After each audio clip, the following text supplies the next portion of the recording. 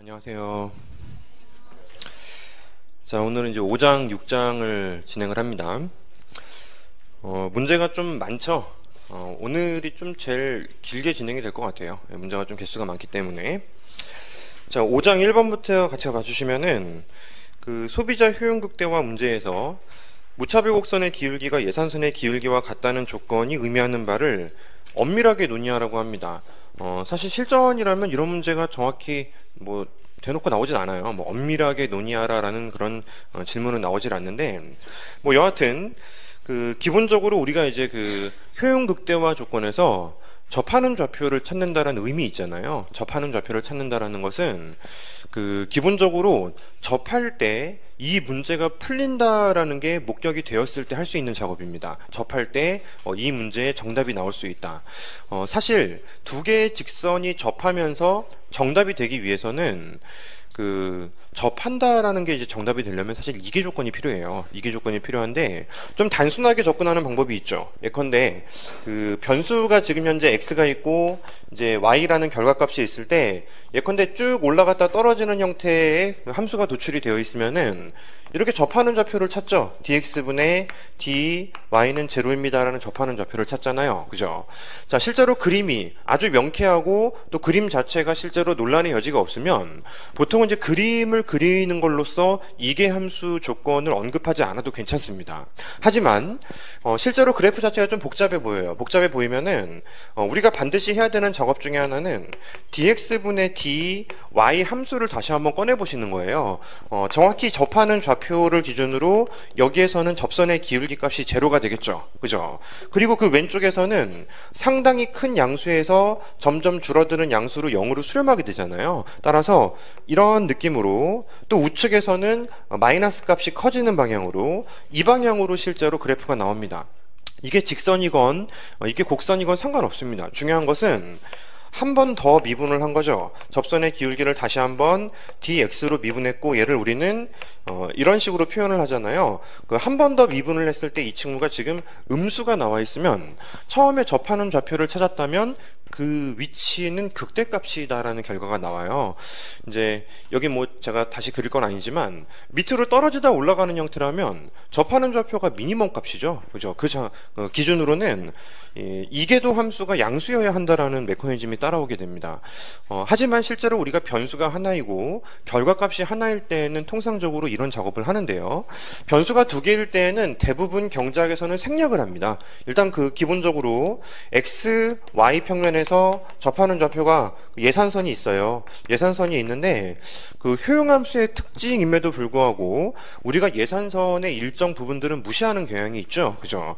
이런 점을 선택할 바에는 원점에서 둘 다 멀어질 수 있는 좌표가 강단조성에 의해서 실제로 선택할 이유가 없는 좌표가 돼요.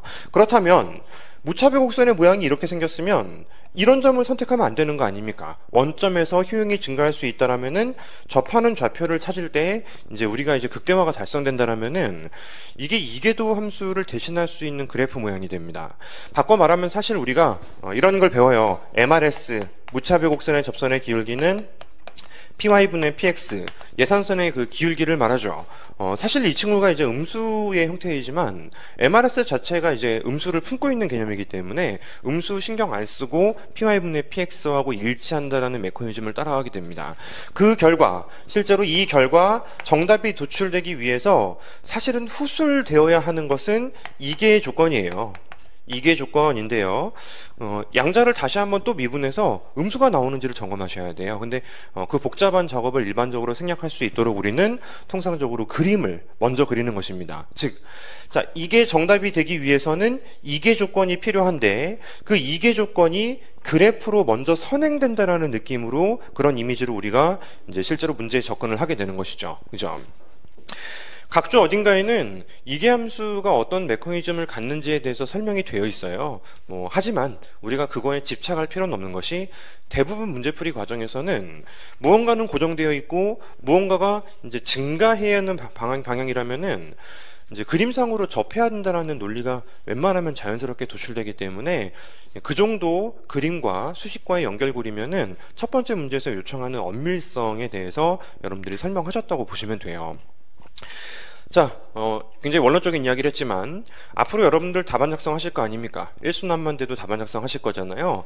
거의 대부분 효용극대화 문제는 1순환에 한 번은 나와요. 아주 기초적이고 기본적이고 또 자주 빈출되기 때문에 가장 먼저 할 작업은 그림을 그려서 접하는 점이 정답일 것이다 라고 증명하는 작업. 그 다음 작업이 수식을 통해서 접할 때의 조건을 찾는 작업. 이렇게 머릿속에서 흐름을 잡아두시면 정리가 될 겁니다. 그림을 먼저 그리고 수식으로 전개하시는 거예요.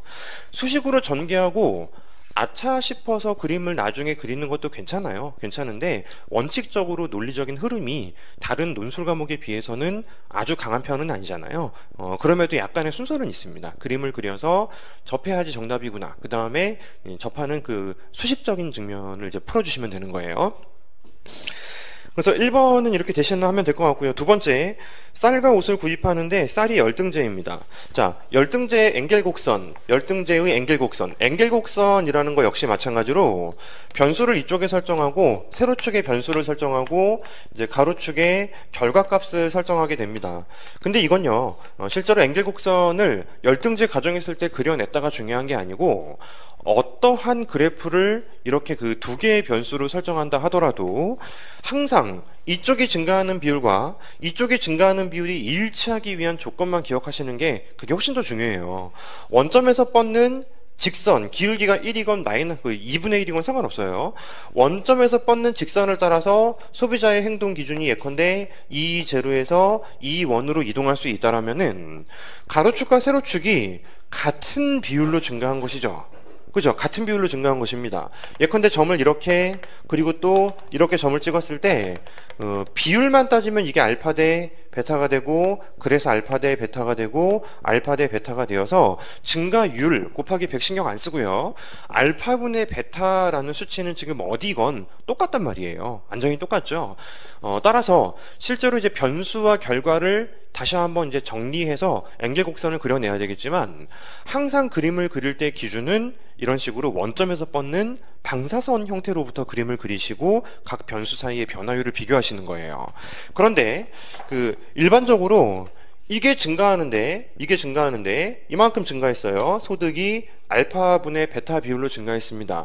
이게 알파분의 베타보다 더 많이 증가하기 위해서는 이렇게 변화한 충격에 대응해서 이거 기준으로는 오른쪽 가서 점이 찍혀 있어야 되겠죠. 원점에서 출발하라라는 이미지는 아닌데요. 원래 소득이 제로면은 소비량도 제로이기 때문에 보통은 원점에서 출발하는 게 정석이거든요. 따라서 이 느낌으로 그리면은 이게 엔겔곡선이거든요. 자, 이거는 사치성 재화입니다.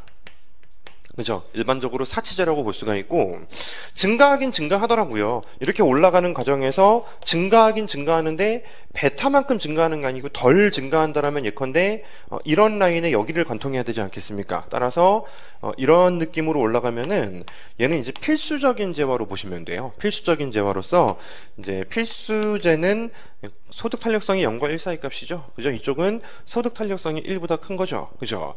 열등제는 처음부터 열등제가 아니에요. 일정 소득 수준이 올라감에 따라서 정상재화의 속성을 보이다가 어느 정도 소득 수준을 돌파한 이후부터 보통 열등제가 되는 것입니다. 따라서 어느 정도 선까지는 필수적인 재화처럼 올라가다가 일정 기준부터 휘어버리게 되면은 이 부분 때문에 우리가 이제 얘를 열등제라고 부르는 것이죠. 열등제는 이제 초반부터 열등제가 아니에요.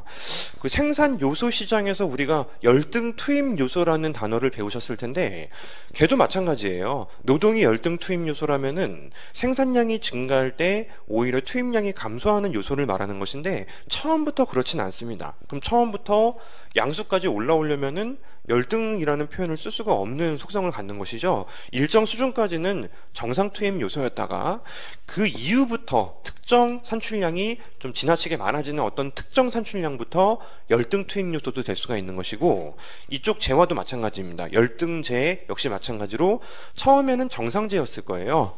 근데 예상컨대 열등제로 가려는 재화는 예상컨대 초반에 필수제라는 느낌으로 정상제였다가 이제 어느 타이밍부터 열등제일 가능성이 높죠. 따라서 그 열등제를 기준으로 엔겔곡선을 그리려는 문제 자체에 저 파란색만 표시하는 게 중요한 게 아니거든요. 그게 아니고 모든 가로축과 세로축의 비율이 일치하는 기준은 원점에서 뻗는 방사선이다라는 걸 기억하시는 것이 훨씬 더 중요해 보입니다. 사실 우리가 이제 여러분들 이제 공부를 하시면서 수업을 들으시는 이유는 교과서를 보고 혼자서 스스로 한 15분, 20분 보면 생각할 수 있는 게 A라고 한다면 그 수업을 통해서 그거를 5분 안에 이해하시는 게 목표이고요. 두 번째는 A 다시도 아셔야 돼. 뭐 교재만 봤을 때 혼자 알아낼 수 없는 어떤 그 문제풀이라는 어떤 실전적인 어떤 포인트가 있잖아요. 그런 부분들도 깨달아야 되고 빠른 속도로 전개하고 그래서 혼자 했다라면은 3일이 걸릴 작업을 이제 수업을 통해서는 한 반나절 정도로 줄일 수 있는, 그러니까 줄이는 공부를 위해서 이제 이 수업을 들으시는 거잖아요. 이 문제를 푸는 과정에서 포인트가 있어요. 포인트가 있고, 단순하게 답을 캐치하고, 그래야지라는 게 아니고요. 이런 타입의 문제를 풀었을 때 어떤 방향의 정리를 해야 되는지, 그거를 이해하는 것이 훨씬 더 압도적으로 중요한 것 같습니다. 세 번째, 물론 모든 문제에서 그런 포인트가 있는 건 아니고요. 중요한 포인트가 있는 문제들이 있죠. 오 씨의 월 소득은 30만 원인데 그는 이 소득으로 단위당 2만 원의 쌀과 단위당 3만 원의 옷을 구입하고 있다. 예산선 수식을 먼저 설정하는 게 아니에요. 그게 아니고 그림부터 먼저 그려내는 것이 우리의 순서입니다. 사고의 순서예요. 예산선 도출하는 거는 너무너무 쉬운 작업입니다. 사실 적혀 있는 대로 그 쌀을 X로 이제 옷을 Y로 설정하면 2만 곱하기 X 플러스 3만 곱하기 Y는 30만. 어려운 작업이 아니잖아요. 어려운 작업이 아니고 실제로 우리가 좀 필요한 가장 빨리 하셔야 되는 작업은 그래프를 그리는 것인데, 자, 그래프를 그릴 때 가장 먼저 하실 작업은 극단적인 선택점부터 찾아내시는 겁니다. 예산선에서는 이렇게 좀 강하게 말씀을 드려도 그렇게 좀 와닿지 않아요. 그까짓 거 그냥 절편 찾고 하면 되는 거 아닌가 하시는데, 이게 모형이 이제 뒤로 진행되면 진행될수록 이제 어려운 그래프들을 그리시는 타이밍이 오면은 지금 제가 말씀드리는 아이디어가 제일 중요해요. 극단적인 선택점을 찍어주시고 직선이면 직선으로 긋고 곡선이라면 곡선으로 형성시키면 그만이에요. 지금은 이제 30만 원을 보유한 사람이 극단적으로 Y를 쓰지 않고 X만 선택하는 것이 첫 번째 극단적인 선택이죠. X쌀 2만 원입니다. 15개 구매할 수 있어요. 15개 이렇게 마킹하고 여기는 반드시 지나가야죠. 그죠? 자, 3만 원이라고 하면은 10개를 구매할 수 있어요. 10개. 그리고 예산선이라는 게 기울기 자체가요. 가로축과 세로축 절편을 기준으로 직선일 수밖에 없죠. 소득과 관련된 부분이지 주관적 가치관이 반영된 것이 아니잖아요. PY분의 PX. 따라서 직선이에요. 직선. 그럼 사실 수식을 정리하는 거는 주관식을 준비하시기 때문에 답안에 나의 그래프에 대한 수식이 나타날 수 있다면 반드시 보여주는 게 원칙이라서 보이는 것이지, 문제를 풀기 위한 초성은 지금 이거 그림 그리는 걸로 충분히 장만을 한 거죠. 예산선 그렸고요. 배급제가 실시되어서 어떤 사람도 10단위를 초과하는 쌀을 구입할 수 있다면 예산 집합, 1번은 예산선을 물어본 것이니까 안쪽의 영역을 답하지 않고, 두 번째는 예산 집합을 물어봤기 때문에 강단조성이라는 측면 전혀 고려하지 마시고 자연스럽게 면적으로 답을 하셔야 되겠죠. 그죠? 근데 그것도 어려운 작업이 아닙니다. 원래 예산선은 이 전체 다인데 이제는 10개를 넘어서는 부분에 대해서는 허용을 못하겠다라는 측면을 반영하시면 이 부분이 바로 문제에 대한 정답이 되겠죠. 간단한 문제였습니다. 실제로 이 간단한 문제라 하더라도 여러분들의 과제는 어떤 그래프를 그리건 절편부터 찾는다라는 그런 그 기본적인 마인드를 갖추시는 거, 이게 또 포인트라고 볼 수가 있습니다. 바로 넘어갈게요. 자, 배급제의 실시가 그의 경제 생활에 어떤 변화를 가져오게 될지는 진짜 그림놀이이고 경험이 조금 필요합니다. 배급제를 통해서 이런 사람들은 상관없어요. 그죠? 상관없는데 이런 점을 선택해야 되는 사람들은 이런 점으로 간다. 이거 사실 거시경제학에서 우리 유동성 제약에 빠져 있을 때 이제 초기 부전점 오른쪽 선택하고 싶은데 돈을 안 빌려줘서 초기 부전점을 선택하는 그래프하고 거의 비슷하죠. 그죠? 네 번째, 다른 모든 상황은 보통의 경우와 똑같으나 소비자의 한계 대체율이 체증한다는 것만이 다른 경우에서 다르다라고 한다면 소비자의 효용 극대화점을 찾으라고 했는데요. 제가 처음에 1개 조건, 2개 조건, 특히 2개 조건을 대신하는 게 그래프라고 말씀을 드렸죠. 이거는 이미 우리가 지난 시간에 했어요. 지난 시간에 예산선이 등장하지 않은 챕터였지만 말씀을 드렸던 부분인데, 한계 효용이 체감하기 때문에 MRS가 실질적으로 한계 대체율 체감의 법칙을 가리키는 방향으로 함수가 수식이 설정된 것입니다. 그래서 한계 효용이 체감하기 때문에 한쪽에 몰빵하는 소비보다는 고른 소비를 좋아하게 되는 것이죠. 그죠? 하지만 반대로 한계 효용이 체증하게 되면은 고른 소비보다는 한쪽으로 몰빵하는 걸 선호할 수밖에 없어요. 따라서 예컨대 이건 필기하지 마세요. 마이너스 1의 기울기를 임의로 그냥 그려버리시게 되면은 이런 점보다는 이런 점을 선호해야죠. 효용 증가 방향은 바뀌지 않고 표준적인 선호 체계라고 했을 때 우리가 벡터 방향으로 원점의 블록성을 갖는 거예요. 하지만 문제에서 구태여 표준적이지 않은 선호 체계를 갖는 거란 말이에요. 한계 대체율이 체감하지 않고 오히려 이런 식으로 꺾이는 형태의 무차별 곡선을 전제하죠. 이 점보다 이 점이 원점에서 멀리 떨어지기 위해서는 필연적으로 무차별 곡선이 이 느낌으로 그려질 수밖에 없습니다. 레이더가 아니에요. 이 방향으로 무언가 쏴주는 게 아니고 효용 증가 방향은 효용 증가 방향이고 그 과정에서 똑같은 인디퍼런스 커브, 즉 똑같은 효용을 전달해주는 상품 묶음은 또 별개의 문제인 것입니다. 따라서 바로 답이 나왔죠. 예산선은 또 마이너스 1이 아닐 거예요. 예컨대 이렇게 한번 해봅시다. 제가 대표적으로 이 느낌이면 실제로 한계 효용이 체증한다고 말씀을 드렸어요. X가 많으면 X가 플러스 시켜주는 효용값이 더 커지게 되는 형태가 되잖아요. 따라서 굉장히 예쁜 원의 형태죠. 예컨대 X, Y 평면을 기준으로 예산선의 기울기가 조금 가파른 형태라고 하면은 이게 실제로 제가 예전에 2순환인가 3순환 때 문제를 출제했더니 절반 정도가 접하는 좌표를 찾았어요. 접하는 좌표가 나오거든요. 충분히 미분을 통해서 MRS 끌어내고 궤적 찾고 예산선 대입하면 접하는 좌표가 나오는데 당연히 틀렸죠. 왜냐하면 효용이 가장 돈을 다 쓰면서 떨어질 수 있는 좌표를 찾은 셈이기 때문에 그렇습니다. 여기도 아니죠. 아쉽죠. 조금 더 효용이 올라갈 수가 있죠. 정답은 이런 느낌이 될 거란 말이에요. 모서리 해를 갖습니다. 근데 해를 갖는 개념도 아니에요. 접하는 좌표가 아니고 그림놀이를 해야 되는 문제이죠. 여러분들이 선형 효용함수가 또 등장할 텐데 선형 효용함수의 효용 극대화 조건을 찾으면서 실제로 미분을 하지 않습니다. 그건 당연하게 생각하면서 이쪽은 미분이 되니까 미분을 하려는 그리고 답이 나와요. 또 사실 그때 제가 교묘하게 또 답도 예쁘게 나오게 설정을 했더니 예쁜 답을 너무 많이 봤어. 다 틀렸죠? 그죠? 전체가 10점이었으면 그런 답은 2점 주기 어려워요. 왜냐하면 아무것도 안 한 것과 마찬가지입니다. 왜 극대화점을 찾으라고 했더니 극소화점을 찾아버린 것이고 아무리 답이 짧아도 그림을 통해서 저 점을 찾았으면 그게 10점이에요. 분량이 중요한 게 아닙니다. 여러분들이 실제로 배점을 앞으로 이제 모의고사를 1순환부터 보시면서 배점을 바라보는 시각도 굉장히 좀 중요한데 내가 사고를 하는 시간에 답안까지 작성하는 걸 포함해서 이제 보통 배점이 설정되지 여러분들이 그냥 순수하게 적는 시간만을 배점으로 설정하진 않아요. 앞으로도 마찬가지입니다. 지금은 배점이 없는 문제를 풀고 계시지만 추후에 공부를 하시고 모의고사를 이제 접하시면서 배점을 만나시면 내가 생각하는 시간이 조금 많이 필요하면 답안을 적게 적으시면 되고요. 생각하는 시간이 거의 필요 없을 만큼 단순한 것들은 아마도 조금 많이 적을 필요성이 있을 겁니다. 그런 마인드로 이제 모의고사도 접하시면 돼요. 자, 효용 극대화점을 바로 찾은 것이죠. 예산선의 기울기가 어떤 모양이 될지 모르겠고 만약에 이 효용함수의 마이너스 1의 기울기라면은 양 극단점을 고스란히 동시에 연결하는 모든 점, 두 점이 정답이 될 수도 있습니다. 그러니까 그림놀이를 한다는 느낌으로 가요.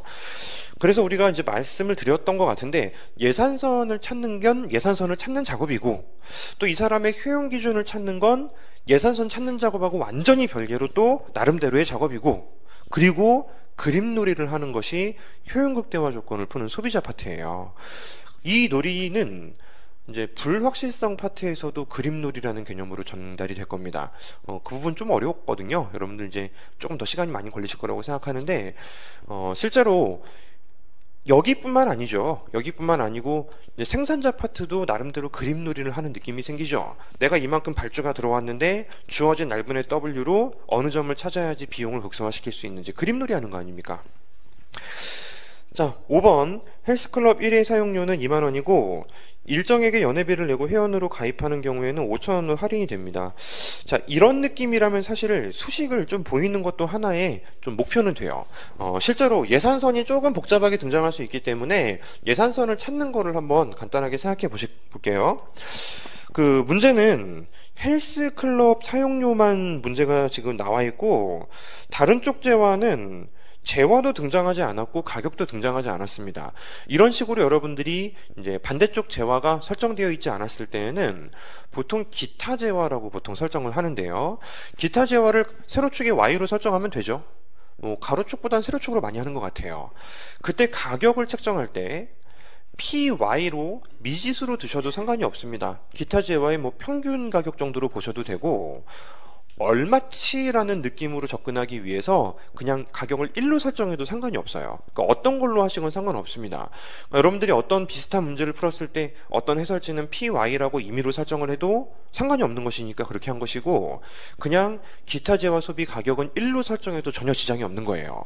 현재 문제에서 주어진 것은 회원료 연회비를 내지 않으면 2만 원 기준으로 가죠. 게다가 소득도 주어지지 않았어요. 따라서 일단은 기본적으로 2만 원이 PX0의 역할을 하면 될 것 같고 나머지는 그 PY를 1 그리고 Y를 기타 재화라고 설정하시면 큰 무리가 없고요. 문제에서 주진 않았지만 M 하시면 되죠. 이게 바로 예산선이 되는 것입니다. 근데 제가 말씀드렸잖아요. 예산선을 찾고 그림을 그리는 게 아니에요. 그림을 그리고 예산선을 짜맞추는 게 어쩌면 훨씬 더 정밀한 그 테마들이 훨씬 더 많단 말이에요.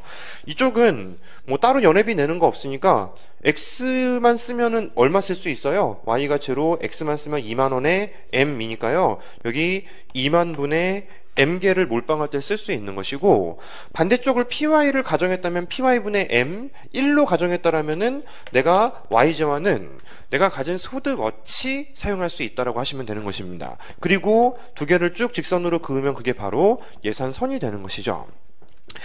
근데 연회비를 내면 이제 가격이 떨어져요. 5천 원으로 떨어지기 때문에 연회비를 이제 지급하게 되면은 주어진 변수를 조정하면 됩니다. 2만 원은 5천 원으로 바뀌게 될 것이고 X 플러스 Y는 영향을 받지 않고요.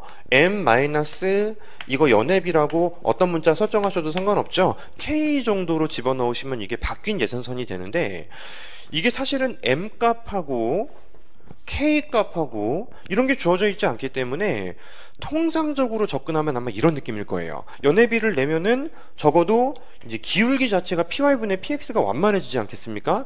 근데 그게 여기를 관통하면 누가 가입해요? 통상적으로 남아도 이 느낌으로 관통하지 않겠느냐라고 예상은 해볼 수가 있습니다. 근데 문제에서 뭘 물어봤냐면 어떤 특정한 사람이 최대한으로 낼 용의가 있는 금액이 얼마인지 보이시오. 자, 사실 제가 지금 여기 구태여 1로 설정한 이유는 조금 이유가 있어요.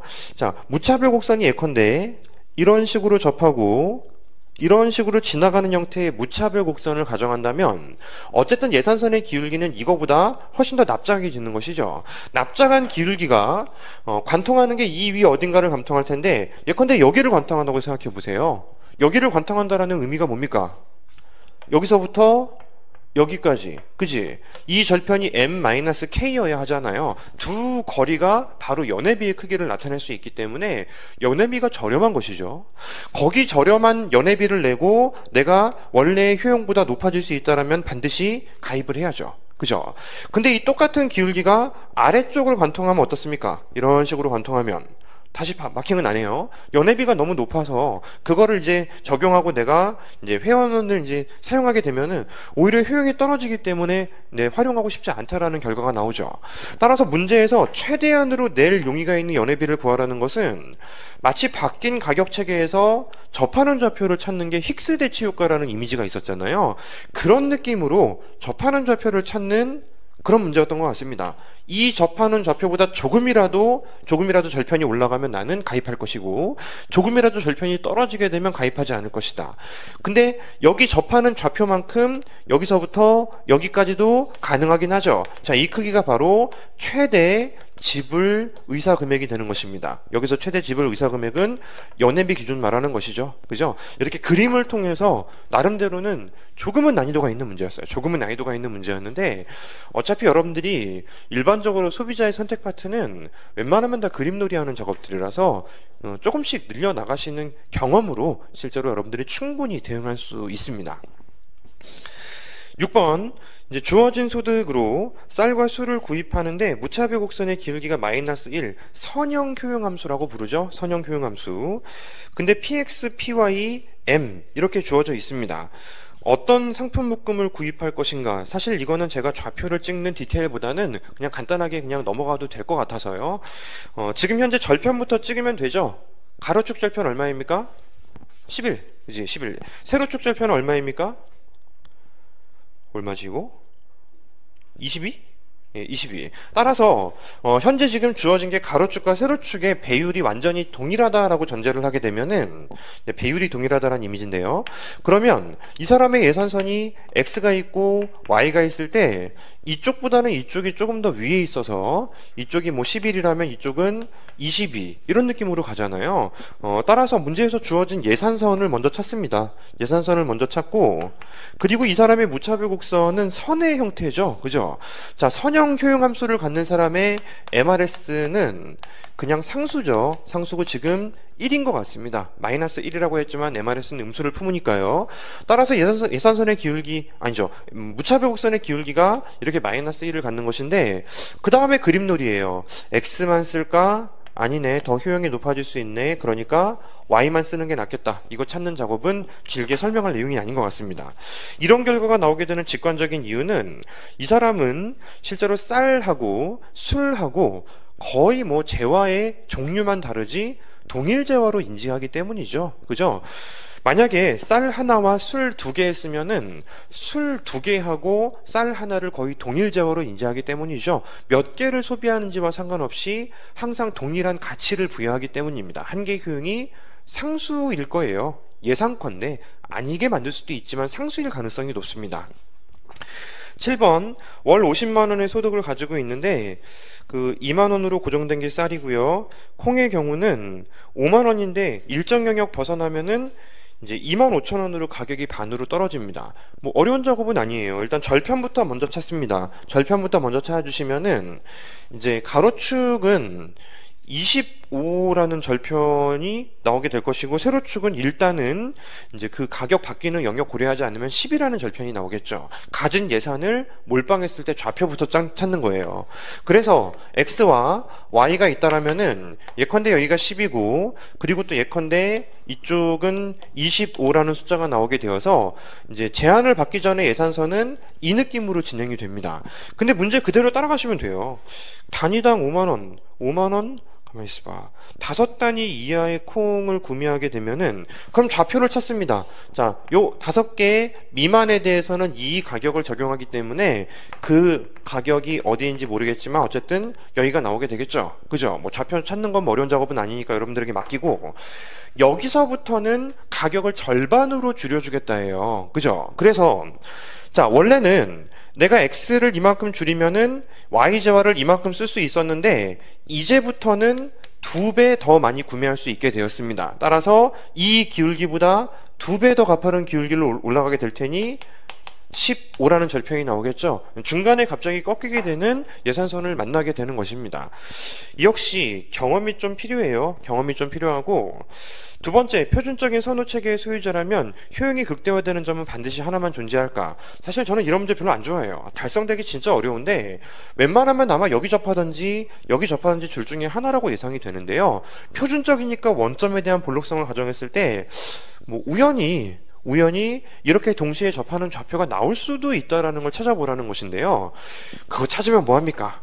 이거 뭐 실제로 2개 재화만 소비하는 사람도 없고 뭐 5개, 6개 뭐 무수히 많은 재화를 소비하는 소비자의 어떤 행동을 추정하기 위해서 줄인 거란 말이에요. 근데 그 점을 찾는 게 무슨 의미가 있습니까만 문제로서는 의미가 있는 것이죠. 문제를 위한 문제 정도로 보시면 되겠습니다.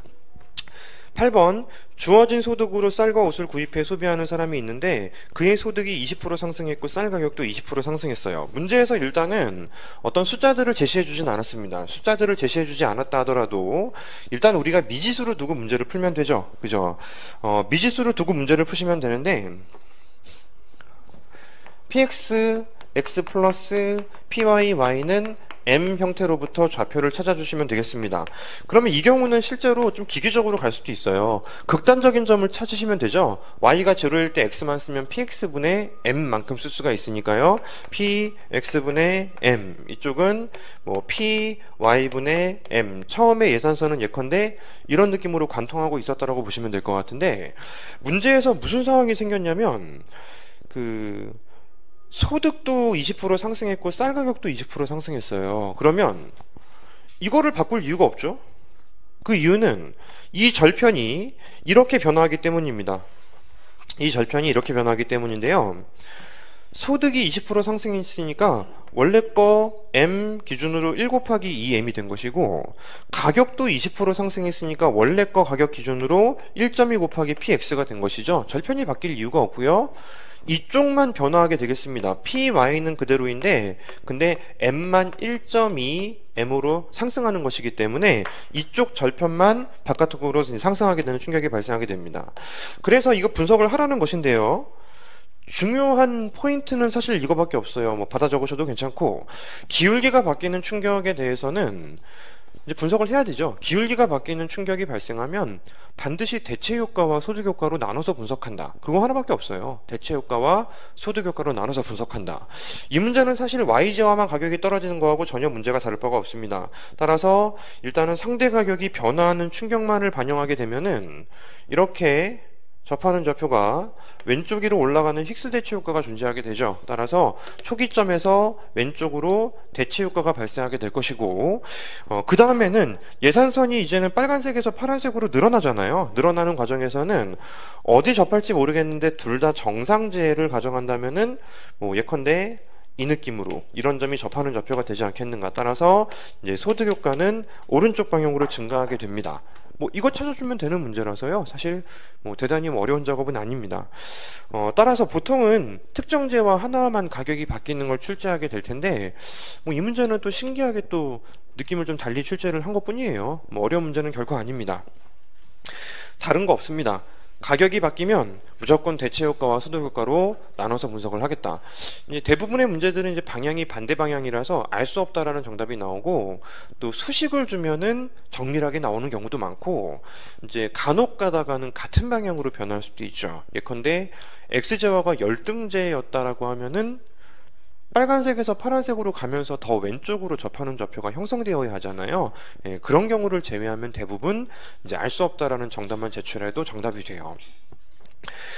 9번 소비자가 구입하고 있는 모든 상품들이 동시에 사치제 또는 열등제가 될 수 있는가라는 문제인데, 요거는 사실 좀 중요한 문제 중에 하나입니다. 수식을 통해서 증명할 수밖에 없는데요. 이제 그림을 통해서 하면은 안 되는 게 아니고 어설퍼서 그래요. 수식을 통해서 증명하시는 게 좋아서 그렇습니다. 기본적으로 pxx 플러스 py는 m이라는 예산선은 그 안쪽을 선택할 수 있음에도 불구하고 등식이 항상 달성되는 걸 보통 전제하죠. 그죠? 그리고 물론 오른쪽을 선택할 수 있음에도 불구하고, 아니지, 오른쪽을 선택할 수가 없게 되는 것이죠. 본인의 소득보다 왼쪽을 키울 수는 없어요. 따라서 사실은 이거는 가능해도 이거는 안 되는데 어차피 둘 다 필요 없다라고 보는 것입니다. 강단조성 때문에 예산선 위를 선택하는 걸 기본 전제로 잡고 있죠. 따라서 기본적으로 우리는 예산선 위에서만 모든 재화를 소진한다라는 게 기본적인 출발점이라고 보는데요. 문제 질문 한번 보세요. 제가 여러분들에게 아마 잊어버렸을 거야. 자주 보셔야 돼요. 문제풀이의 기본은 한글을 기호화하는 것입니다. 문제풀이의 기본은 한글을 할 수 있다면 기호화시키는 것입니다. 사치제입니까? 열등제입니까? 물어봤으면은 이거 문자화 시킬 수 있죠.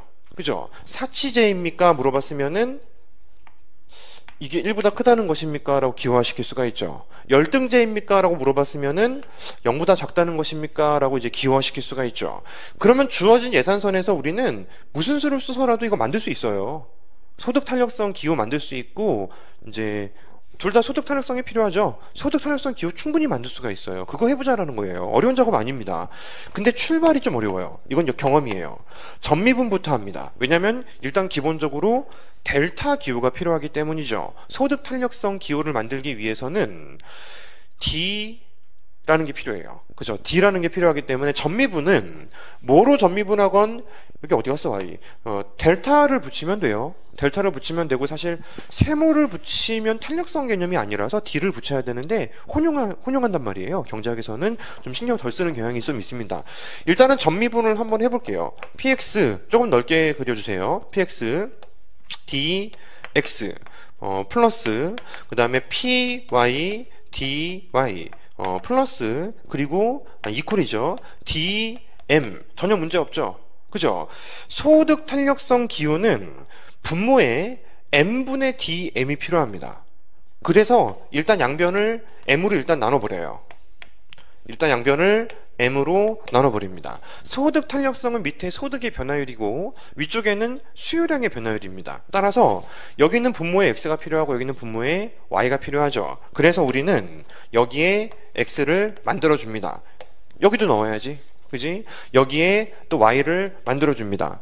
여기도 이제 y를 넣어줘야 되겠죠. 그죠? 그러면 이제 탄력성 공식이 바로 튀어나와 버려요. 이 양변에 이거를 그냥 모든 변에 나눠버리면 1 남을 거 아니에요. 그래서 수식으로 정리하게 되면은 내가 소득 중에서 X에 쓴 돈 곱하기 XJY의 소득 탄력성 플러스 소득 중에서 Y에 쓴 돈 곱하기 이제 Y의 소득 탄력성은 1입니다라는 결과가 나오게 됩니다. 이제부터는 약간 퍼즐 같은 느낌인데요. 이게 만약에 1이면 이건 얼마가 되어야 합니까? 1이 돼야죠. 왜? 지출 비중이 두 개의 제화밖에 없으면은 이거하고 합친 게 1이기 때문이에요. 그죠? 1이기 때문입니다. 예컨대 숫자 몇 개만 넣으면 돼요. 이게 0.5고 이게 0.5라고 가정하게 되면 이게 1일 때 얘가 얼마가 나와야 돼요? 1이 나와야죠. 그죠? 둘을 합치면 무조건 1이에요. 근데 만약에 이게 1.5면은 얘가 1보다 커서 등식 1이 성립되겠습니까? 안 되죠. 무조건 1보다 작아야 되겠죠. 그죠?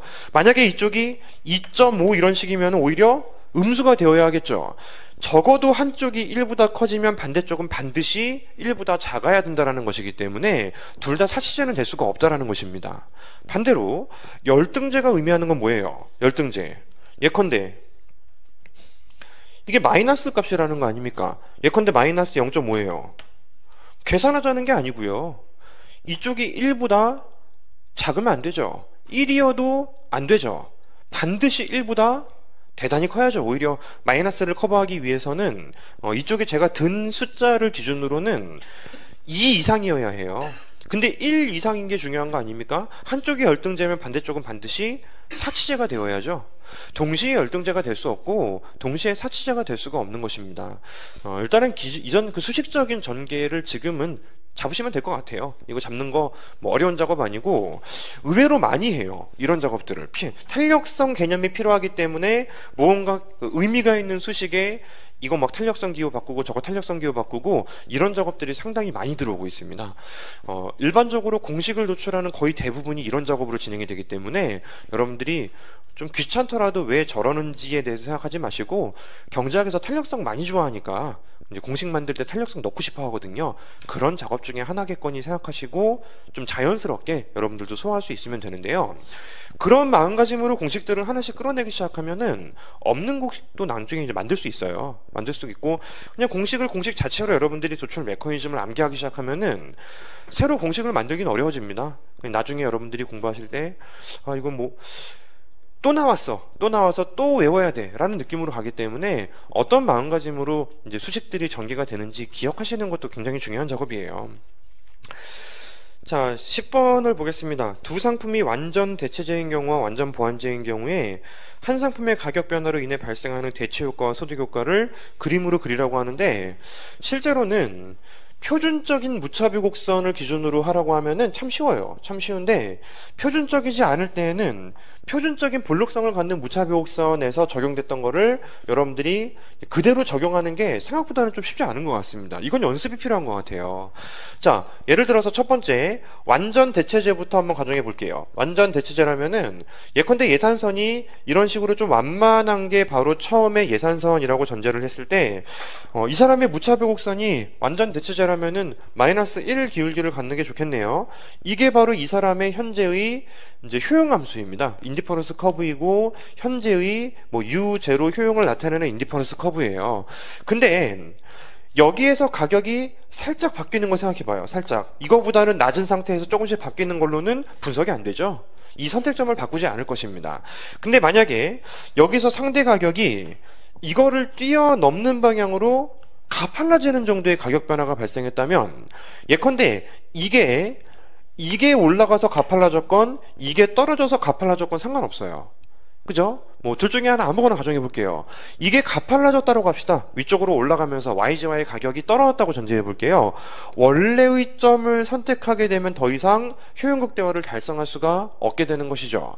따라서 나의 효용이 불변인 상태를 전제했을 때 봐요. 나의 효용이 불변인 상태를 전제했을 때 바뀐 가격 체계를 따라서 어떤 점으로 이동할지가 바로 대체 효과이지 않습니까?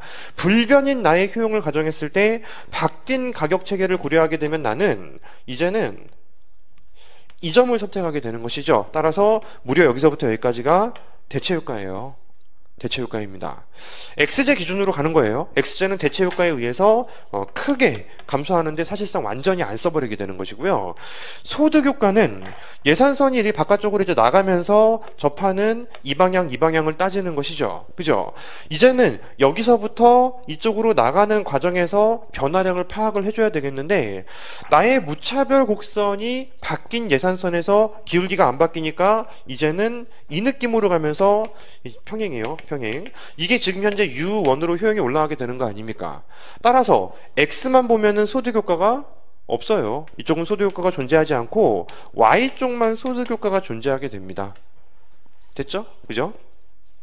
따라서 Y제만은 이 느낌이 돼버리네요. 여기서부터 여기까지가 대체 효과이고 위로 올라가는 가만히 있으면 어디까지 올려야 돼? 여기 아닌데, 죄송합니다.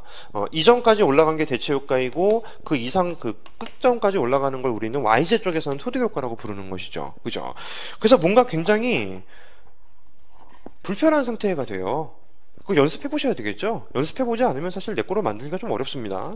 자, 두 번째는 완전 보완제인데, 완전 보완제는 그래도 좀 쉬워요. 완전 보완제는, 예컨대, 원점에서 45도 선에서 이 사람의 무차별 곡선이 니은자를 그리면서 올라가는 형태를 전제하시면 되는데, 원래 예산선이 이런 식으로 설정되어 있으면은, 이 사람의 무차별 곡선 효용 극대점이 괜히 보조선을 그은 게 아니죠. 인디퍼런스 커브 U0가 될 것인데요. 만약에 예산선이 똑같이 갑시다. 이쪽만 가격이 떨어져서 이 느낌으로 기울기가 가팔라지면서 예산선이 바뀌었으면은 똑같습니다. 효용이 불변인 상태에서 기울기가 바뀌는 것만 고려했을 때 어느 점이 선택되어야 하는지는 그치? 불변이죠. 대체 효과가 어떤 쪽에서도 존재하지 않게 되는 것이죠. 그죠? 여기서부터 이쪽으로 이동하는 과정에서는 이 사람의 무차별 곡선은 파란색하고 또 꼭지점 형성하는 여기로 이동하게 될 거 아니겠습니까? 그러면 이렇게 U1으로 가니까요. 소득 효과만 존재하게 되는 것입니다. 이거야말로 그림놀이가 아닐 수가 없어요. 개념을 통해서 수식을 통해서 정리하는 게 아니고 그림을 통해서 정리하는 문제인 것 같습니다. 자, 11번 같이 봐주세요. 철수는 자신의 용돈으로 한 봉지에 300원인 과자를 한 달에 10봉지인데요. 한 봉지의 가격이 500원으로 올라서 이제 2,000원을 더 주겠다고 했어요. 이거는 마치 슬러츠키 보상 같은 느낌. 그죠? 슬러츠키 보상 같은 느낌인데, 이거 한번 그림으로 한번 간단하게 한번 도출해 봅시다. 사실은 우리가 이제 이거 관련된 게 어느 쪽에서 이제 출제가 공부를 했냐면은, 리베이트 쪽에서 비슷한 공부를 하셨고, 거기에서 제대로 응용을 했다라면은, 뭐, 힉스 보상, 슬러츠키 보상, 이런 부분에 대해서 들어보신 적은 있을 거라고 생각합니다. 자, X, Y 평면에서, 현재 지금, 어느 점을 선택했냐라는 게 일단 기본적으로 중요한 게 아닙니다. 왜냐면, 용돈이 얼마인지 모르겠는데 과자만 사 먹는 게 아니잖아요. 그게 아니고 다른 재화도 무언가 사 먹을 것인데 그쪽 재화가 얼마인지, 그쪽 재화가 지금 현재 그 얼마만큼 그 가격이 얼마인지 얼마큼 쓰고 있는지가 나와 있지 않단 말이에요. 그죠? 따라서 그냥 가정하셔야 될 것 같아요. X제 쪽이 예컨대 원래는 이런 기울기로서 이제 이분이 이렇게 무차별 곡선이 접해 있는 상태에서 내가 소비를 하고 있었다라고 보시면 될 것 같은데, X를 몇 개 썼는지 X0 일단 기본적으로 10봉지씩 사고요. 300원이라고 했으니까 얼마치 썼는지는 계산할 수 있어요. 얼마치 썼냐면은 3,000원을 썼죠. 그죠? 따라서 3,000원을 썼기 때문에 이 정도만 확인할 수 있어요. px 곱하기 x는 이제 3,000원을 사용하는 이 초기점 좌표가 있었고, 반대쪽 재화는 y 제로만큼 소비를 하고 있었습니다. 근데 지금 현재 x 재화만 가격이 올라 버렸습니다. 전체 이제 변환 비율이 3에서 5니까요. 예컨대 5분의 3 정도 좌표를 찍으면 될 것 같아요. 근데 계산할 문제이니까요. 이 절편은 예컨대 이런 점으로 떨어지면서 보시다시피 기울기가 가팔라지게 되었죠. 반대쪽 재화의 가격이 바뀐 건 아니니까요. 그러면 이 사람이 현재 어떤 점을 선택했는지가 기본적으로 사실은 조금 중요한 포인트이긴 한데요. 이 문제는 그건 아니야. 봐봐요. 원래의 구매점을 유지한다면 돈이 얼마가 모자라게 되죠? 원래의 구매점, 초기점 얼마 모자라면 2,000원 모자라죠? 그죠? 근데 2,000원을 받는 거잖아요. 원래 점이 선택이 가능하게 되는 용돈의 상승이 발생하게 된 거예요. 그러니까 리베이트에서 다시 한번 공부해 보시고, 리베이트는 또 앞으로 보실 과제니까 여러분들이 지금 이 문제를 순수하게 해석하자면은, 초기점을 선택했을 때 이 사람이 2,000원이 모자란데 아버지께서 2,000원을 주셨죠. 어디를 선택할 수 있게 만들어준 겁니까? 초기점을 선택할 수 있게 만들어줬으니 이렇게 바깥쪽으로 나가면서 예산선이 원래의 무차별 곡선을 관통하게 돼요. 그죠? 관통하게 되면은 선택점도 살짝 변화가 발생하게 됩니다. 이거 찾으라는 문제예요. 실제로는 이제 과세를 하고 보상을 해줄 때 구매점까지 밀어주는 보상을 우리가 스노치키 보상이라고 부르는데, 그거 스노치키라는 단어가 나올 문제는 아닌 것 같고 약간 응용 문제 같은 느낌이에요. 그래서 원래의 구매점이 달성되도록 보상해줬지만 어차피 상대 가격은 이제 아버지가 바꿀 수가 있는 게 아니죠. 따라서 파란색처럼 예산선이 빨간색이죠. 빨간색처럼 예산선이 변화하게 될 것이고, 근데 실제로는 무차별 곡선의 볼록성을 고려하면은 살짝 선택점이 바뀌게 되는 것이죠. 효용이 올라갈 수 있습니다. 전략이 좋았네.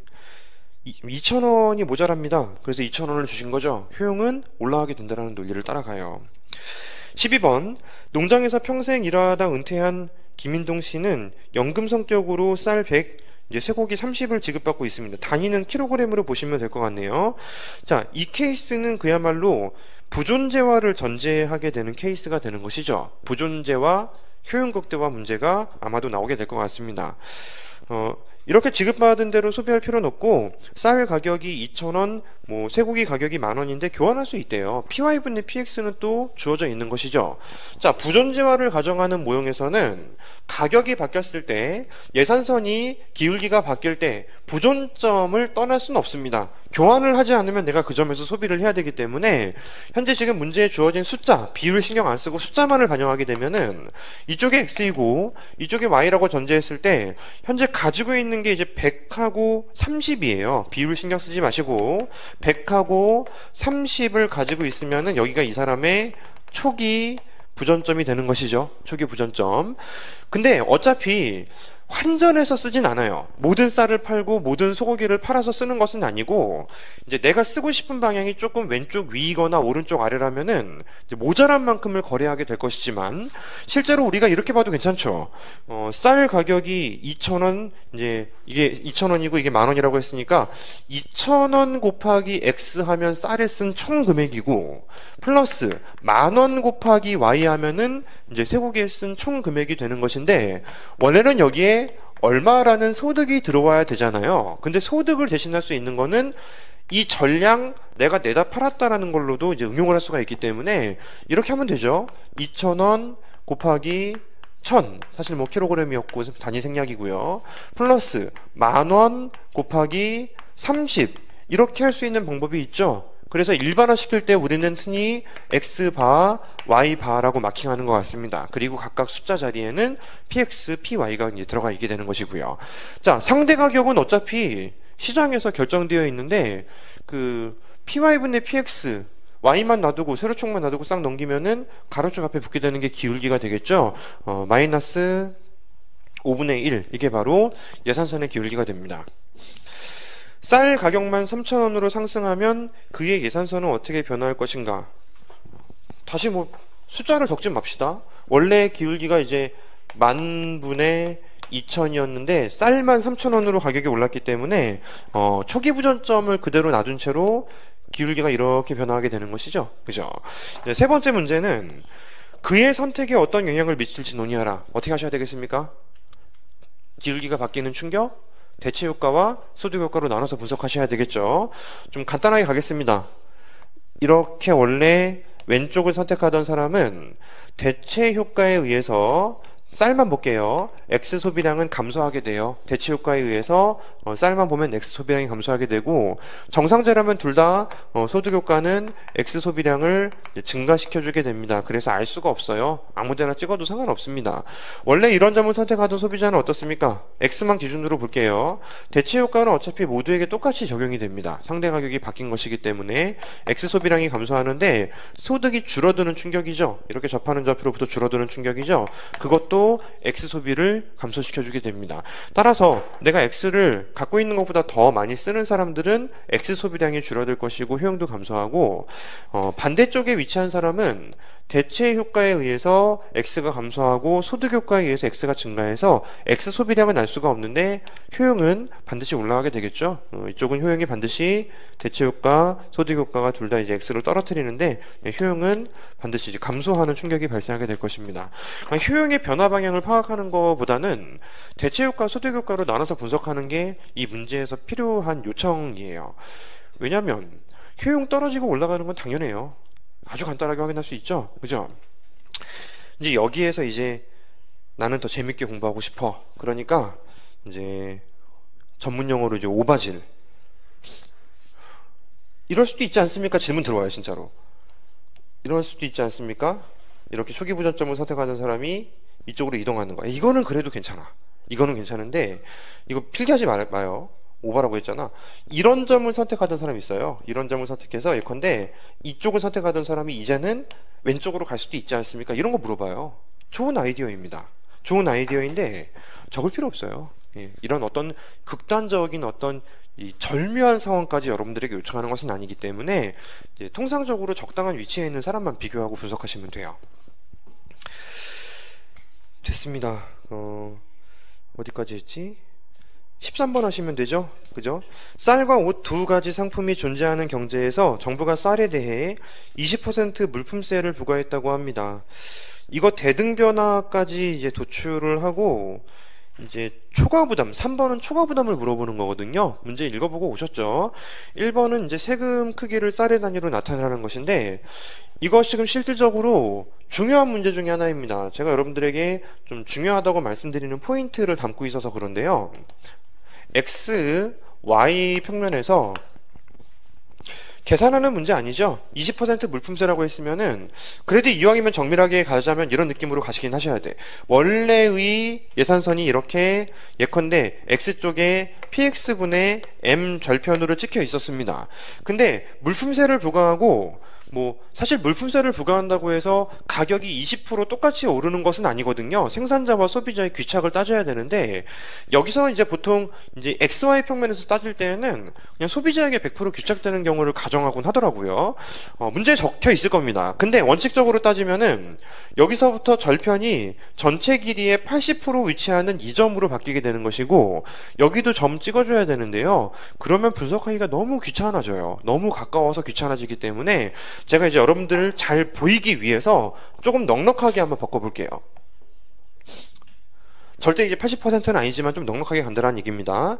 그림 잘 보이기 위해서니까 예컨대 이제 100% 정가되었으면은 1.2 곱하기 px 이렇게 하시면 되겠죠. 제일 좋은 거는 제로라고 마킹하는 게 제일 좋아요. px라는 게 가격이 왔다 갔다 하는 변수가 될 수도 있으니까.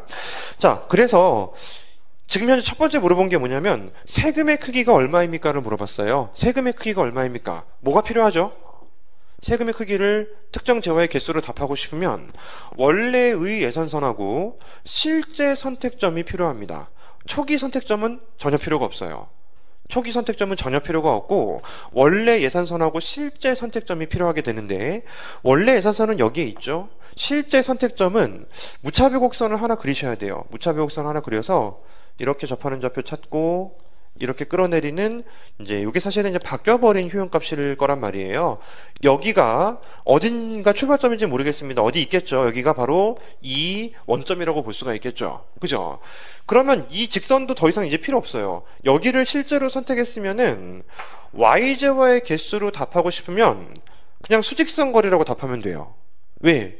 쭉 따라 올라간 이 델타 값이 내 실제 선택점에서 그럴 일 없겠지만 y만 구매한다면은 가능한 좌표가 되잖아요. 그죠? x로 답하고 싶으면 여기서부터 여기까지 수평거리를 답하시면 됩니다.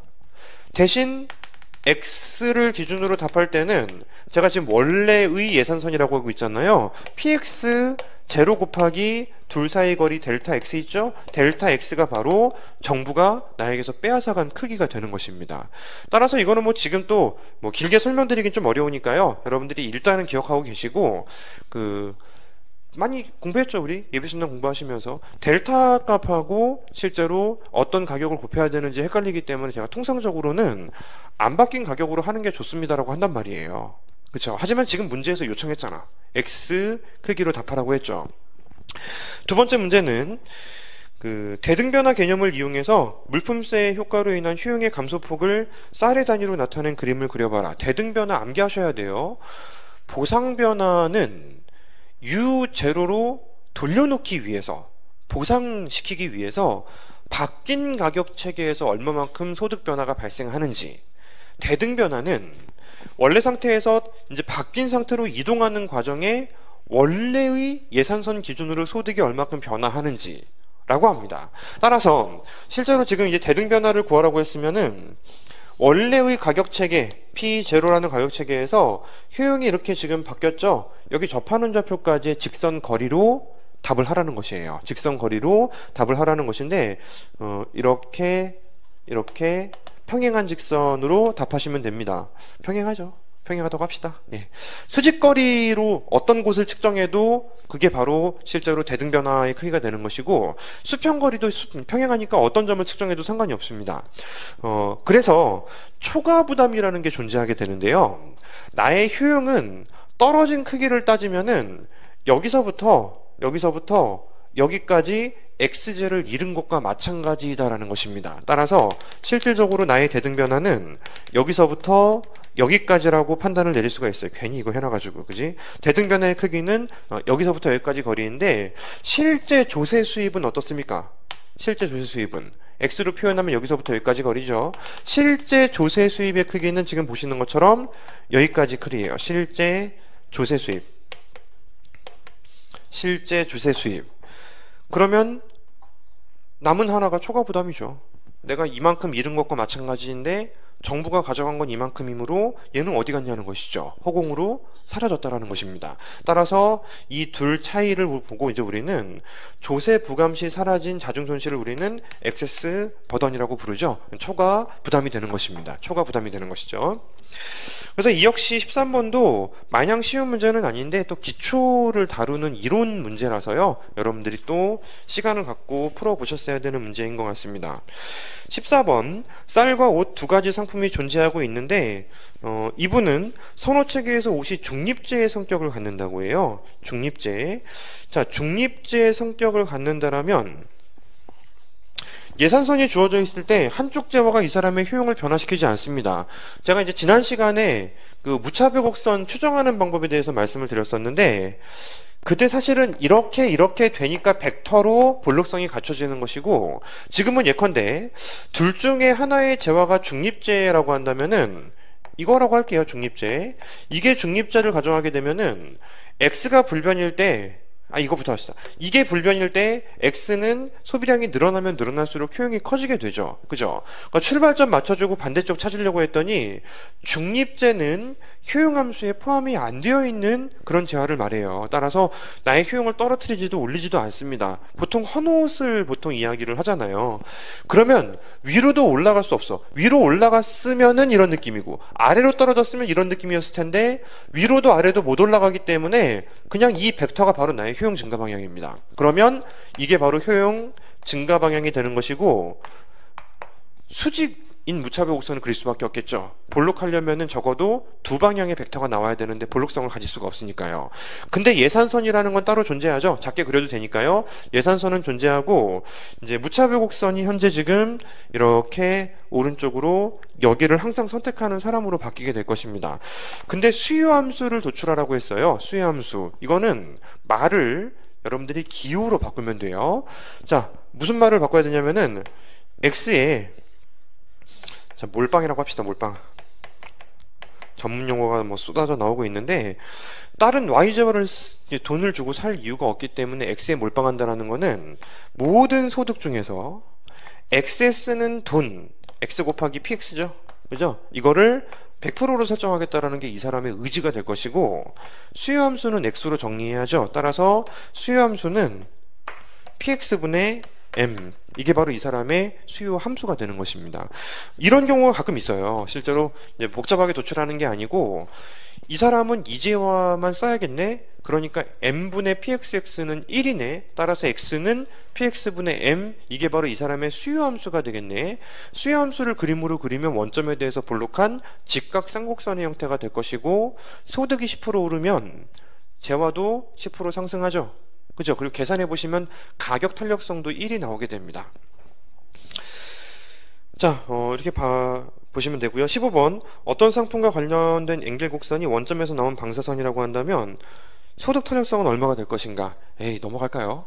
원점에서 뻗는 방사선이면 세로축 소득 증가율하고 가로축 수요량 증가율이 일치하기 때문에 소득 탄력성은 1이 되는 것입니다. 이건 넘어가도 되겠죠, 이제.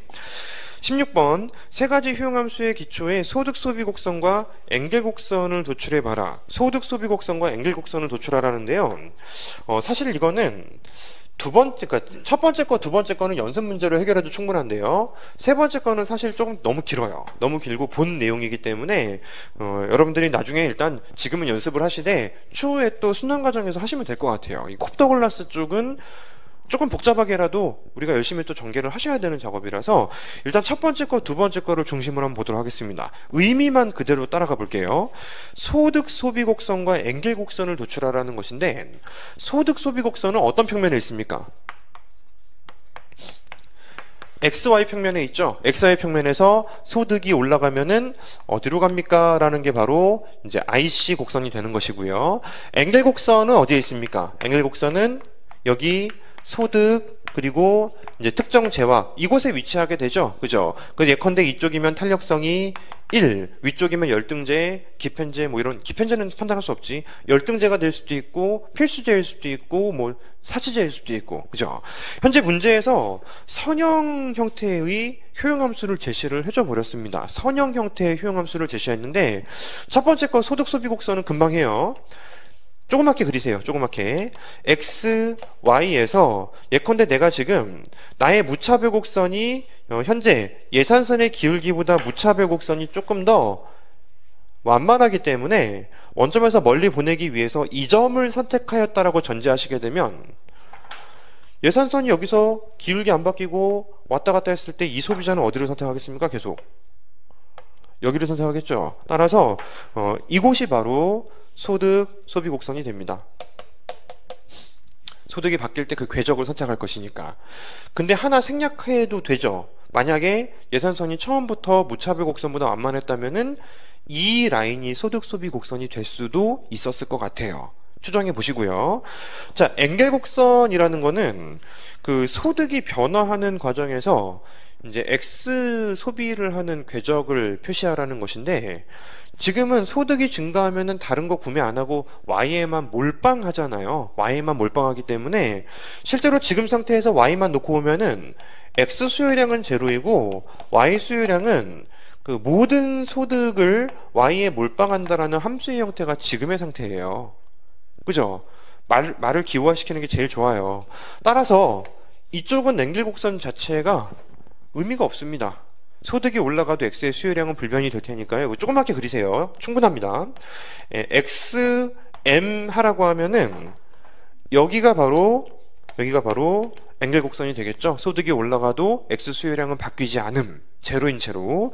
y쪽은 어떻게 되겠습니까? y쪽은 이것도 조그맣게 그려도 충분해요. 소득에 따라서 x하고 소득의 증가율이 일치하겠죠. 그래서 이쪽은 원점에서 뻗는 직선이 되는 것입니다. 바로 yz쪽의 앵글 곡선은 원점에서 뻗는 직선이 되는 것이죠. 자, 선형 효용함수 정리되셨죠? 선형 효용함수는 그래서 좀 귀찮은 작업이 필요해요. 실제로 현재 그 py분의 px하고 mrs가 얘가 큰 경우, 일치하는 경우, 쟤가 큰 경우 이런 식으로 가셔야 돼요. 일치하는 경우가 진짜 제대로 골 때려요. 일치하면 어때요? 예산선의 기울기와 MRS가 일치하면 아무데나 선택해도 효용 극대화가 만족이 되죠. 거기서 소득이 올라간다고 생각해 보세요. 그래도 아무데나 선택해도 효용 극대화가 만족이 되죠. 이거 다가 앵글 곡선 ICC예요. 그러니까 곡선이 아니고 곡면으로 나오게 됩니다. 그러니까 되게 골 때리는 상황이 발생할 수도 있는데 이건 뭐 너무 선형 효용함수도 신기하긴 하고 독특한 상황인데 그거 독특한 상황으로 또 심하게 독특한 케이스를 전제한 거라서 물어볼 수 있을지 모르겠습니다만 어차피 기본적인 아이디어를 떠나진 않습니다. 예산선하고 MRS가 일치하면 ICC 곡선은 그냥 1사분면 전체 다이다라고 답하면 되잖아. 어려운 작업 아니죠. 그죠? 앵글 곡선이 더 난장판이에요. 그냥 걔도 전체 사분면이 됩니다. 상관없지. 아무데나 선택해도 이 사람의 효용이 변화하지 않잖아요. 그죠? 자, 어찌됐건, 이제 선형과 관련된 부분에선 이렇게 정리를 했고, 이제 두 번째, 차라리 보완제 쪽이 조금 나아요. 두 번째는 이제 완전 보완제를 가정하게 되었는데, U는 미니멈 XY라고 합시다. 그러면 얘는 일단 기본적으로 소득 소비 곡선을 찾으라고 하면은 왜 이걸 물어봤는지도 이해가 안 가요. 왜냐면 이 위에서 소비를 하지 않으면 이 사람은 효용이 절대 극대화가 될 수가 없습니다. 돈만 쓰는 셈이 되죠. 그게 바로 ICC 곡선이에요. 뭐 부연 설명할 필요도 없습니다. 이 점에서 예산선이 바깥으로 나간다고 했을 때 그 점 아니면 대체 어디를 선택할 것입니까? 있을 수가 없죠. 앵겔 곡선이라는 거 역시 마찬가지로 둘 다 원점에서 뻗는 방사선의 형태가 될 것입니다. 왜? 돈이 10% 상승하면 X도 10% 상승시켜야 되고 YZ와도 10% 상승시켜야 돼요. 왼쪽 신발과 오른쪽 신발이 10켤레가 있고 만약에 30만 원이 생겼으면은 둘이 같이 증가시켜야지 하나만 비율적으로 증가시키지 않을 거 아닙니까? 따라서 앵겔 곡선도 원점에서 뻗는 방사선이 됩니다. 직관적으로 풀고 넘어갑시다. 거의 물어볼 일이 없어서 그래요. 세 번째, 일단은 결과만 체크하고 이거는 좀 과제죠. 앞으로 여러분들 일순환 과제이기 때문에 지금 설명하기 시작하면 20-30분 정도는 걸려요. 콥 더글라스 형태의 효용함수의 ICC 곡선은 동조성을 갖기 때문에 원점에서 뻗는 직선 방사선이 됩니다. 동조성이라는 건 어떤 점에서도 원점에서 뻗는 궤적에서 접선의 기울기가 일치한다는 것을 의미하죠. 그죠? 그리고 콥 더글라스 형태의 효용함수는 소득 탄력성이 1입니다. 1. 소득 탄력성이 1이기 때문에 따라서 원점에서 뻗는 직선이 또 앵겔 곡선의 형태가 돼요. 일단은 이 정도로만 하고 넘어가야지 지금 지나치게 시간을 쓸 수는 없어서 그렇습니다. 자, 17번. 정명진 씨는 소주와 맥주를 완전한 대체제로 인식하고 있는데 소주 2병당 맥주 3캔의 비율로 맞바꿔도 좋다고 생각합니다. 이런 사람의 효용함수는 보완제가 아니고 선형, 완전 대체제 같은 형태가 보여지죠.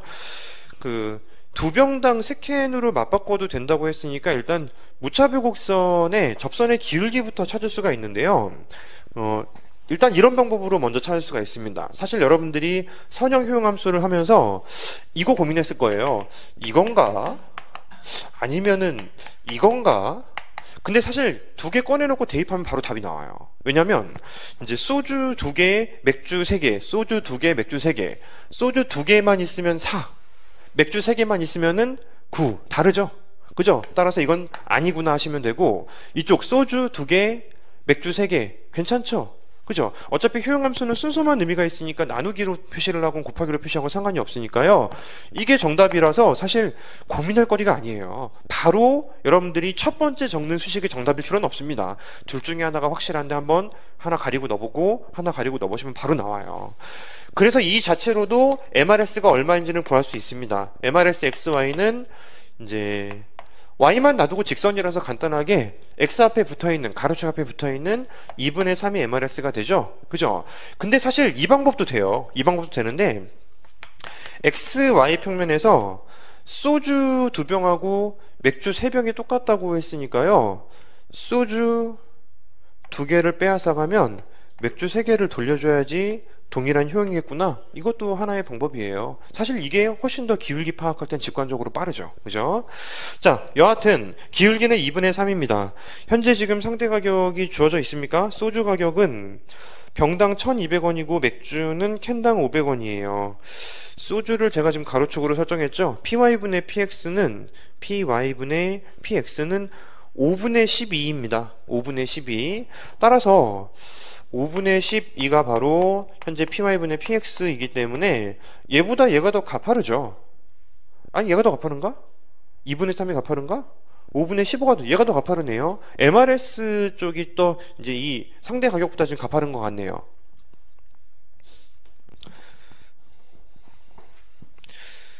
아닌데 반대인데 5분의 12가 2분의 3보다 더 말도 안 되는 이야기겠죠. 당연히 오른쪽이 크죠? 그죠? 예. 누구에게라도 일어날 수 있는 일입니다. 누구에게라도 일어날 수 있는 일이어서 경제학을 이제 문제를 푸실 때는 암산하시면 안 돼요. 암산하시면 그게 이제 초반에 틀리면 다 틀리고요. 그러니까 마지막에 틀린 건 조금 그래도 다행인데 누구에게라도 일어날 수 있어요. 순간적으로 그럴 수 있죠. 압도적으로 이쪽이 크죠? 압도적으로. 근데 다만 제가 그림 그릴 때만큼은 5분의 11을 살리고 얘도 살리면은 너무 다 세워져 있는 그림을 그릴 것 같아서 얘가 좀 크다라는 것만 조금 살려주고 얘를 조금 납작하게 그리면서 한번 이야기를 나눠볼게요. 자, 이게 바로 인디퍼런스 커브이고 얘가 가파르니까 예산선은 이 느낌이죠. 그죠? 따라서 지금 현재 상태에서 선택점이 어떠냐라고 물어보면은 예산선이 지금 가파르고 무차별 곡선이 그거보다 완만하기 때문에 Y만 선택하는 사람이 기준이 되는 것 같습니다. Y만 선택하게 되는 것이고요.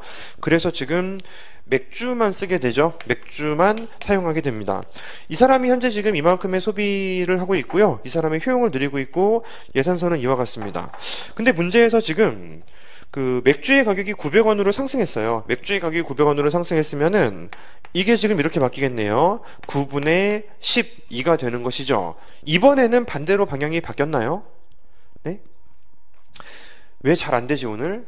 2분의 3, 9, 4.5. 자, 이쪽이 더 커졌네요. 이쪽이 커졌기 때문에 이번에는 예산선이 원래의 예산선 대비 조금 더 가팔라져 버렸기 때문에 그 점을 그대로 선택하고 있는 것은 예전과 달리 이제 효용 극대화를 만족시키지 못하는 상태로 바뀌는 것 같습니다.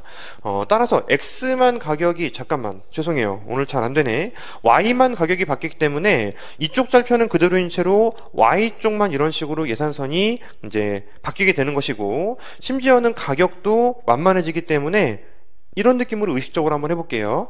그럼 이 사람의 효용은 무차별 곡선을 기준으로 이제 X만 쓰는 걸로 행동을 바꾸면서 여기로 떨어뜨리면 이건 효용 극대화를 만족시키지 못하니까요. 이제는 Y쪽 소비자로 이렇게 IC1으로 바뀌어야 될 것 같습니다. 지금까지 풀었던 선형하고 거의 비슷한 그림놀이를 하는 정도고요. 이제 제가 삐딱하게 써가지고 그림 그리니까 자꾸 삐뚤어지네. 여러분들은 자 되시고 이제 정확하게 그림놀이를 좀 해주시면 될 것 같습니다. 자, 이를 기초로 하여 맥주에 대한 수요 곡선을 그려보아라 라는 것인데 맥주가 지금 현재 세로축에 있죠. 세로축에 있는데 굉장히 재밌습니다. 맥주에 대해 수요 곡선을 그리는 건 사실 난이도가 좀 있어서 이것도 다음 순환의 과제로 돌리시면 되겠는데 P, Y, Y의 수요 곡선을 그리라고 하면은 일단 첫 번째 생각해 볼 수 있는 게 있어요. 얘보다 기울기가 얘가 더 완만하면은 수유곡선은 몰빵하는 게 수유곡선이죠. 그죠? 이 Y만 사용하는 게 기본적으로 수유곡선이 되잖아요. 그래서 예컨대 PY분의 PX가 MRS보다 가파른 형태라고 한다면 y만 사용하게 될 것이다라는 결과가 나와요. p y분의 px가 mrs보다 가파른 케이스라면 y에 쓰게 되는 것인데, 근데 y에 몰빵한다라는 거 아까 말씀드렸죠. y p y분의 m, 이게 바로 수요 곡선이 될 거라서 직각상 곡선이 일단 기본적으로 모양이 나와요. 그죠? 직각상 곡선이 나오는데, 그렇다 치고 위치를 바꾸면은 이게 달성될 조건은, 위치를 바꾸면은 py가 mrs xy분의 px 위치를 바꾼 거죠. 예, 그것보다 더 작아야지만 이런 구간이 설정이 된다라는 거 아닙니까? 그죠? 따라서 py라는 이 가격이 mrs xy분의 px라는 실제로 시장에서 결정되어 있는, mrs는 상수예요. 상수. 이건 2분의 3이고 현재 px는 문제에서 12로 고정이 되어 있죠. 10이라고 고정이 되어 있습니다. 즉 바꿔 말하면은 위치를 조절하면은 8 나와요. 800원을 의미하게 되는 것입니다. 따라서 여기 이제 800원이라는 숫자를 기준으로 더 낮은 영역에서는 이게 맞다라는 거예요. 이게 맞다. 근데 800원보다 크면 어떻습니까? 800원보다 크면은 여기 해놨지. 이제는 Y의 수요량이 0으로 바뀌어버려요. 따라서 여기가 이 사람의 수요 의지가 되는 것이고, 일치하면 어떨까요? 일치하면 랜덤, 어떤 것을 사용해도 상관이 없으니까 이 모든 영역이 나의 수요 영역이 되겠죠. 따라서 굉장히 꺾여있는 형태의 수요 곡선 함수가 도출이 되는데요. 일단은 이거 또 수능 과정에서 하셔야 될 것 같아요. 좀 구체적으로 수능 과정에서 또 보도록 합시다. 자, 18번으로 넘어갈게요. 김씨와 천씨 두 명의 소비자가 존재하는 시장이 있는데 수요 곡선이 다음과 같은 식으로 나타내집니다. 이에 기초의 시장 전체의 수요 곡선을 도출하시오. 일단은 왠지 두 개의 수식을 그냥 합치면 될 것 같아요. 예를 들어서 QK 플러스 QC가 바로 그냥 토탈 QD가 되겠죠. 그죠? 그러면 오른쪽에 있는 수식들의 P는 다른 변수가 아니고 공통 변수이기 때문에 그냥 합치면 그만이에요. 근데 다만 실제로 여러분들이 실전에서 문제를 풀고 그림을 표시하실 때 신경 쓸 부분이 있습니다. 수요 곡선을 수평합한다라는 의미 자체는 그냥 단순하게 모든 수요 곡선이 일치할 때는 간단하게 진행을 할 수가 있는데, 현재 지금 문제에서 주어진 김씨와 천씨의 수요 곡선은 여기 60일 때, 너무 크게 그리면 안 되지. 좀 작게요. 60일 때 배율 신경 안 쓸게요. 120이라는 절편이 바로 지금 현재 김씨의 수요 곡선인 것 같고, 천씨의 수요 곡선은 90하고 90이래요. 이거는 90이니까 이쯤, 90은 이쯤이니까 이게 바로 천씨의 수요 곡선이죠. 그죠? 천씨의 수요 곡선은 가파릅니다. 근데 수요 곡선을 우리가 여기를 연장해서 그림을 절대 안 그리잖아요. 그죠? PQ 평면에서 얘를 연장해서 그리지 않는 것은 엄연히 마이너스 수요량이라는 게 존재하지 않아서 유보 가격이라는 개념을 쓴단 말이죠. 수요가 형성되기 시작하는 타이밍을, 절편을 우리는 유보 가격이라고 불러요. 그러니까 수평합을 할 때 하더라도 아무렇게나 하는 것이 아니고 가격에 따라서 구간을 나눠서 수평합을 해야 된다는 게 중요한 포인트입니다. 90을 넘어가면은 아무도 수요하지 않으니까 여기가 생략하더라도 수요 곡선의 일부가 되고요. 60과 90 사이에서는 천씨만 수요하지 김씨가 수요하진 않으니까 여기는 수평합해도 이제 그냥 수식 합친 거라고 볼 수가 없고, 여기서부터 본격적으로 둘이 수평합이 이루어지는 거잖아요. 90에 120이니까 합치면 210 정도. 이 두 선을 쭉 직선으로 연결한 게 예상컨대 결합된 수요 곡선이 될 거라고 판단이 됩니다. 그죠? 그리고 따라서 구간별로 가격별로 나눠서 우리는 수요 함수도 보여주실 필요가 있다라는 것까지. 자, 19번. 쌀과 옷 두 상품을 구입해 소비하는데 효용함수가 7 곱하기 xy예요. 쌀과 옷에 대한 수요함수를 도출해봐라. 가격 탄력성, 교차 탄력성, 소득 탄력성은 각각 얼마인가. 7 곱하기 xy라고 설정되어 있다 하더라도 이거는 그래봐야 콥 더글라스 형태의 효용함수입니다. 콥 더글라스 형태의 효용함수이고, 그래서 우리가 간결하게만 할게요. 콥 더글라스는 뭐 지금 당장 끝낼 작업이 아니고 앞으로도 꾸준히 하셔야 되는 작업이기 때문에 간결하게 문제의 답을 끌어내는 과정에 대해서만 말씀을 드려볼게요.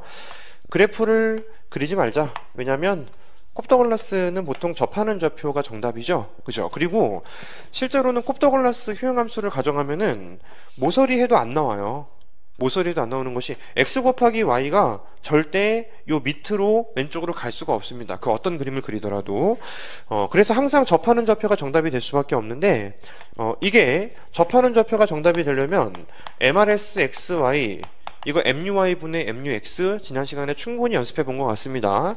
이 수식에 따르면은 그냥 X분의 Y가 될 것이고, 그리고 PY분의 PX는 예산선의 기울기가 되겠죠. 따라서 실제로 그 PXX는 PYY가 실제로 일계 조건이 되는 형태를 갖는 함수입니다. 일계 조건이 되는데요. 순간적으로 훅 넘어갔다 싶으면 이건 아직은 그 MRS가 CD 함수에서 어떤 모양이 나오는지 숙련도가 좀 떨어져서 그런 거니까 한번 해보세요. 한번 해보시고, 자, 그 수요 함수를 도출하라고 했으니 얘를 어디에 대입합니까? 얘를 예산선에 대입하시게 되죠. 그죠? 그러면 px x 플러스 pyy는 m, 이게 2 곱하기 px x는 m 이런 형태가 되면서 x는 2px분의 m 이런 형태가 되는 것입니다. 여기까지만 할게요. 여기까지. 소득 탄력성 1, 가격 탄력성 1이에요. 1. 근데 실제로 정밀하게 맞지는 않습니다. 교차 탄력성은 0입니다. 0. 콥더글라스를 전제하면 교차 탄력성은 0이 되는 것이죠. 하지만 CD 함수는 워낙에 중요하니까 다시 한번 본 수업에서 또 우리가 정리를 하도록 합시다. 자, 138페이지 20번 문제를 같이 보도록 하겠습니다. 사과와 쇠고기 두 상품 사이에서 선택해야 하는 소비자가 있는데, 그에게 사과는 열등제의 성격을 갖지만 깊은 제는 아니라고 해요. 사과의 가격이 내렸을 때 효용극도와 선택이 어떻게 변화할지 그림을 통해 답하시오. 좀 쉽죠? 쉽죠? 사과 가격만 떨어졌으면은 세로축 절편은 움직이지 않고 가로축 절편만 이렇게 변화하게 됩니다. 그래서 이제 x, y 평면을 기준으로 이렇게 원래 어디를 선택하고 있었고, 그리고 사과만 가격이 떨어지니까 여기로부터 출발하시면 되는데요. 일단은 대체 효과는 재화의 속성하고 상관이 없으니까 바로 분석이 돼요. 기울기가 바뀌었으니까 반드시 대체 효과와 소득 효과로 나눠서 분석하라. 대체 효과는 이렇게 그 수요량을 감소시키게 됩니다. 잠깐만, 가격이 떨어졌습니까? 누구에게라도 일어날 수 있는 일이에요. 예, 가격이 떨어졌죠? 그죠? 예, 그림까지 신경 써서 그려놨는데 가격이 떨어졌다니 매우 죄송합니다. 다시.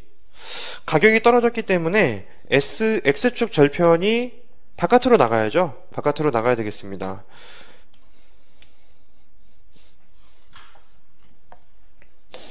그럼 다시 그릴게요. 처음에 무차별 곡선이 예컨대 이런 식으로 접하고 있다라고 전제를 했을 때, 가격이 상승하는 가격이 떨어지는 충격 때문에 상대 가격이 완만해졌으면은 그 완만해진 것까지 접하는 좌표를 찾아서 이 점을 여러분들이 일단 대체 효과라고 보셔야 되겠습니다. 그죠? 대체 효과. 제가 반대로 했네요. 그러면 이제는 소득 효과를 보셔야 되는데, 보통은 이런 식으로 바깥쪽으로 나갔을 때 X가 더 우측으로 가는 재화들을 우리는 정상재라고 부르고요. 근데 소득이 상승하면서 오히려 소득 효과가 반대 방향으로 작동되는 재화를 우리는 열등재라고 부르고, 소득 효과가 뛰어넘어서 이거보다 왼쪽 가서 접하는 재화들을 우리는 깊은재라고 부르죠. 그죠? 근데 지금은 열등재이지만 깊은재는 아니다라고 했기 때문에, 따라서 이렇게 요 사이 어딘가에서 무차별 곡선이 접했구나라고 추정하면은 끝날 문제인 것 같습니다. 그래서 이 점으로 접하는 좌표를 찾아서 끝내주고요. 대체 효과, 소득 효과 방향 반대 방향인데 대체 효과가 더 큰 재화이다라고 판단 내리시면 돼요. 21번, 열등제의 성격을 갖는 어떤 상품에 대한 보통의 수요 곡선이 우하향하는 모양으로 나와 있는데, 이거는 뭐 직관적으로 간단하게 찍고 넘어갑시다. 이미 지난 시간에 언급한 것 같아요. 가격이 떨어지면, 가격이 델타 px가 만약에 이제 떨어지는 충격으로 이제 음수라고 한다면은, 대체 효과를 반영해서 쭉 직선으로 연결한 걸 우리는 이제 보상수요 곡선이라고 부르죠. 보상수요 곡선이라고 부릅니다. 어떤 특정 재화의 가격이 떨어졌으면은 실질적으로는 소득이 오른 거나 마찬가지거든요. 그런데 열등제라고 했으니까, 열등제는 오히려 소득이 올랐는데도 해당 수요량이 감소해야 되니까, 이렇게 소득 효과 반대 방향으로, 조금 더 보통 수요 곡선이 가파른 게 대부분의 열등제입니다. 정말 찾기도 힘들다곤 하는데, 기편제도 열등제의 일종이니까 언급할 필요성은 있겠죠? 이렇게 소득 효과가 뛰어넘는 이런 것들은 열등제 중에서도 깊은제라고 적혀 있으니까 깊은제의 이제 수요 함수라고 보시면 되겠습니다. 그래서 깊은제를 물어봤으면 가격 탄력성이 필요한 거예요. 소득 탄력성만으로는 확인할 수가 없고 가격 탄력성이 통상적으로 양수인데 음수가 나오는지를 증명하셔야 되는 것입니다.